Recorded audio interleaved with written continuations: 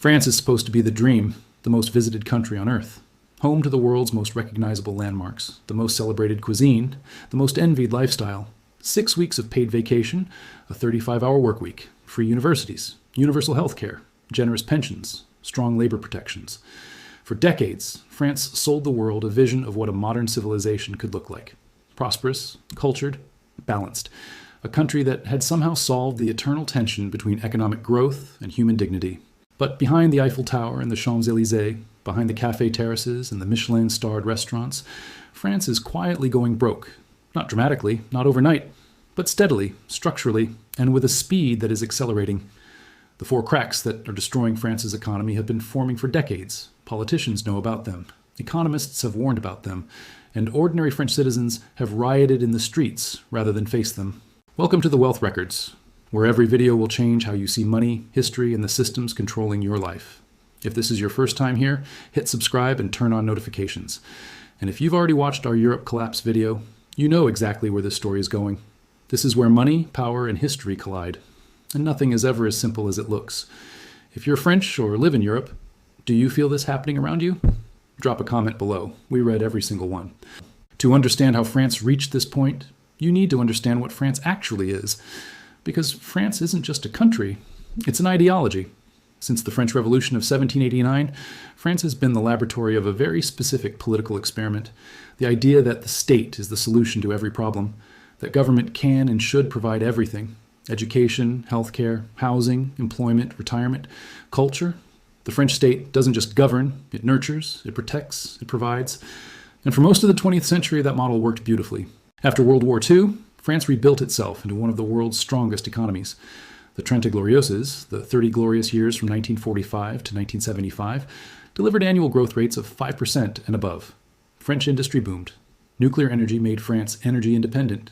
Aerospace, luxury goods, agriculture, and finance made France a global economic powerhouse. The state expanded. Welfare programs multiplied. And French citizens grew accustomed to a level of security and comfort unmatched almost anywhere in the world. But the Trente Glorieuses ended. The oil shocks of the 1970s slowed growth, globalization undermined French industry, and the demographic boom that had funded the welfare state began to fade. The foundation under France's model started to crack, and instead of reforming, France doubled down, spending more, borrowing more, promising more, and kicking the consequences further and further into the future. That future has arrived. And it arrived with four cracks, so deep, so structural, that no amount of political speeches or street protests can fill them. Crack number one, the debt bomb. France's first and most visible crack is its national debt. Today, France owes over 3.1 trillion euros, equivalent to approximately 115% of its entire annual economic output. To put that in perspective, France's debt is larger than the entire GDP of France itself.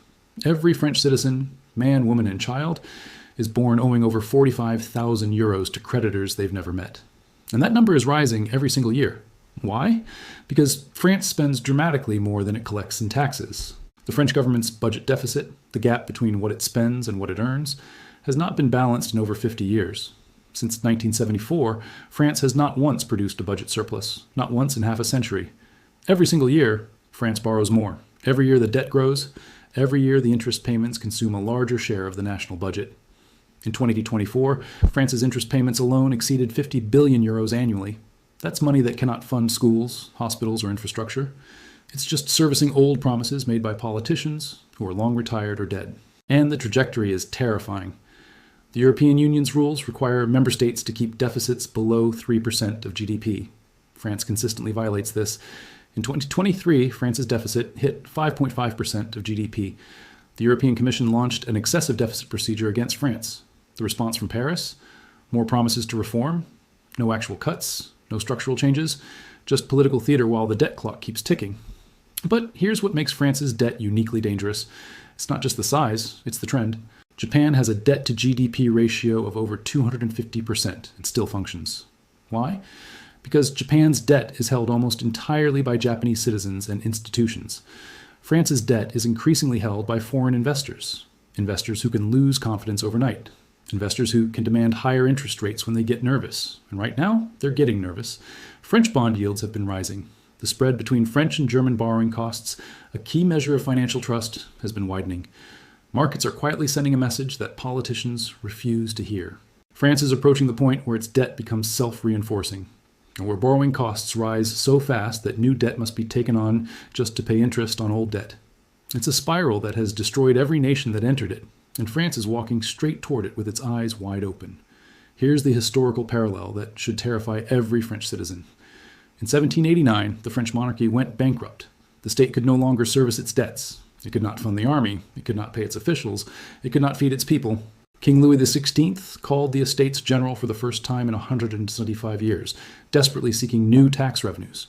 Instead, he unleashed the French Revolution, the most violent political upheaval in European history, triggered not by ideology, not by philosophy, but by state bankruptcy. The parallels to today are uncomfortable. A French government spending far beyond its means, a ruling class unwilling to reform, a population expecting benefits the state can no longer afford, and a debt crisis building quietly beneath the surface of apparent normality. History doesn't announce itself. It arrives unannounced, and France has been here before. Crack number 2, the pension time bomb. France's second crack is its pension system, and it is a time bomb with a lit fuse. France has one of the most generous retirement systems in the developed world. The average French retiree receives a pension equivalent to about 74% of their pre-retirement income.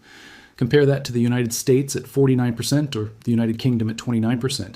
French workers can retire at 64, recently raised from 62, after some of the most violent street protests France has seen in decades. In Paris, garbage piled up in the streets, refineries were blockaded, airports disrupted, hundreds of thousands marched. Why? Because raising the retirement age by just 2 years felt like a betrayal of everything France promised its citizens. But here's the brutal mathematical reality. France's pension system is not just generous, it is mathematically unsustainable. In 1960, there were 4 French workers for every retiree. Today, that ratio is less than 1.7 workers per retiree. By 2050, it will approach 1.3. The arithmetic is simple and devastating. Fewer workers are funding more retirees receiving larger pensions for longer periods.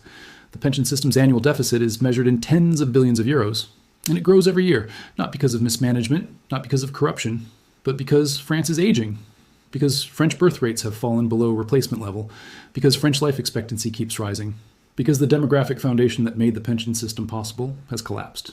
The 2023 pension reform that triggered those massive protests, it was the absolute minimum adjustment needed to prevent near-term insolvency. And even that minimal reform nearly brought down the government. Macron was forced to use a constitutional maneuver to bypass Parliament because he knew the reform would fail a democratic vote. Think about that. A government so afraid of its own population that it had to bypass democracy to implement the most modest possible fiscal adjustment. That's not governance, that's paralysis. And paralysis in the face of a demographic crisis is just slow-motion surrender. Because the pension system doesn't care about politics. It runs on mathematics. And the mathematics say that without radical reform, France's pension system will collapse. Not might collapse, will collapse. The only question is when and how painfully. The historical lesson is clear. Every welfare state built on demographic assumptions eventually faces this reckoning.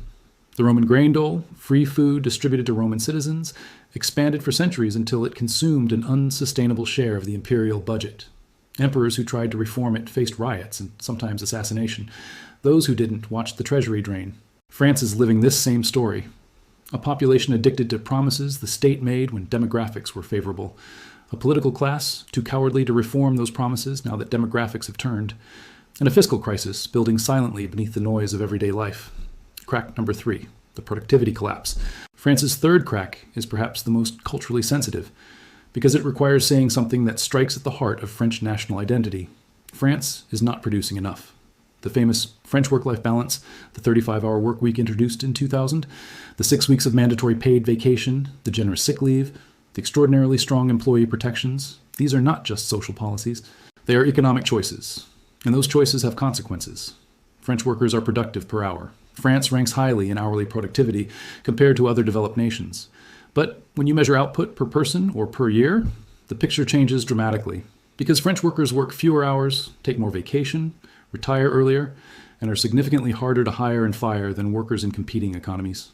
The result is an economy that produces less than it could, that grows more slowly than it should, that creates fewer jobs than it needs, and that struggles to compete in a globalized world where Germany, the United States, and Asian economies don't share France's attachment to the 35-hour week. The consequences are visible everywhere. French youth unemployment consistently runs above 20%. Nearly 1 in 4 young French people cannot find work, not because they're unqualified, but because French labor laws make hiring so risky and firing so expensive that businesses simply don't hire unless absolutely necessary. A French employer who hires a permanent employee is effectively making a lifetime commitment.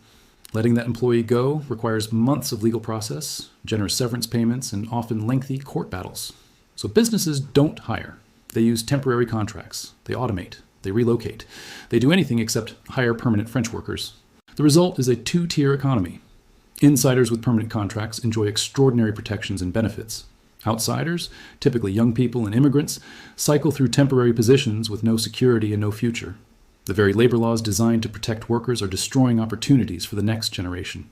Meanwhile, France's most successful entrepreneurs and educated young people are leaving. Paris has become one of the most expensive cities in the world. Taxes on business and wealth are among the highest in Europe, and the regulatory environment makes starting and growing a business an exercise in bureaucratic endurance. The result is a brain drain. French engineers, entrepreneurs, and financiers move to London, New York, Singapore, and Dubai. They build their companies and careers elsewhere, and France loses exactly the talent it needs to fund its welfare state through future tax revenues. The productivity crack isn't just economic, it's civilizational. France is consuming its future to fund its present, and the bill is accelerating. Crack number 4, the political paralysis. France's fourth and perhaps most dangerous crack is political, because all the other cracks, the debt, the pensions, the productivity, can theoretically be addressed with the right policies. But what if France is politically incapable of implementing those policies? What if the French political system is so fragmented, so paralyzed, so consumed by short-term electoral calculations, that meaningful reform is simply impossible? That's not a hypothetical. That's the current reality. Emmanuel Macron came to power in 2017 promising to reform France, modernize its economy, fix its pension system, reduce its deficit, make France competitive again. 7 years later, France's debt is higher than when he took office. Its deficit is wider, its pension system barely touched. And Macron himself is a lame duck, his party decimated in elections, his authority shattered, governing without a stable parliamentary majority. The French political landscape has fragmented into a collection of parties so ideologically incompatible that forming a working government has become nearly impossible. The far left demands more spending and higher taxes on wealth. The far right demands spending on French citizens while cutting immigration costs.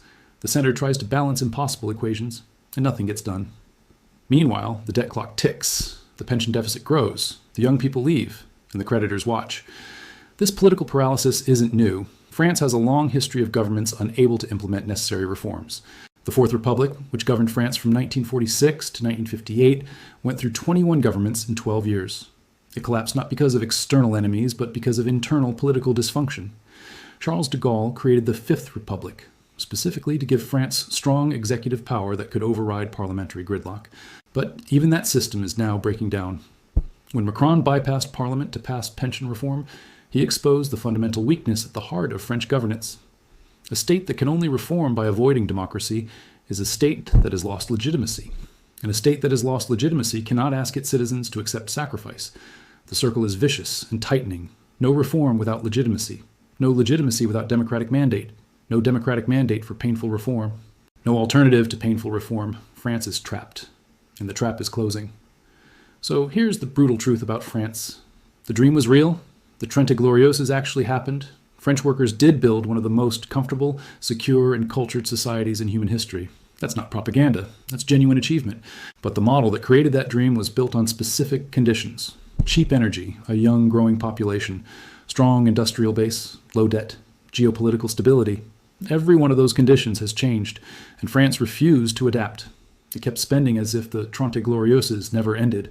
It kept promising as if demographics never changed. It kept borrowing as if creditors would never lose patience.